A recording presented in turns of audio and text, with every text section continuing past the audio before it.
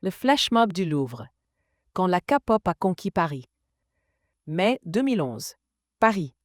L'esplanade du Louvre se transforme en une scène vibrante pour un flash mob historique. Des centaines de jeunes se rassemblent, dansant et chantant au rythme effréné de la K-pop. À l'époque, ce genre musical reste une curiosité en Europe, loin de la popularité qu'il connaît aujourd'hui.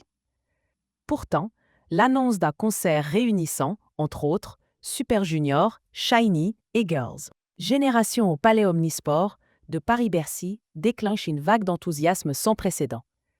Les billets s'écoulent en quelques minutes, laissant des milliers de fans français frustrés, privés de la chance de voir leurs idoles.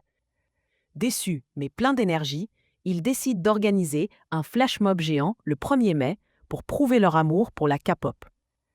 L'appel est lancé sur les réseaux sociaux, Twitter, Facebook et les forums comme Soompi, et se propage comme une traînée de poudre dans les communautés de fans à travers la France. Le jour J, l'esplanade du Louvre devient une piste de danse à ciel ouvert. Les adolescents, habillés aux couleurs de leur groupe préféré, reproduisent avec précision les chorégraphies de tubes comme G, Sorry Sorry ou Mr. Simple. Ils brandissent des pancartes colorées, scandent les noms de leurs idoles et créent une ambiance électrique.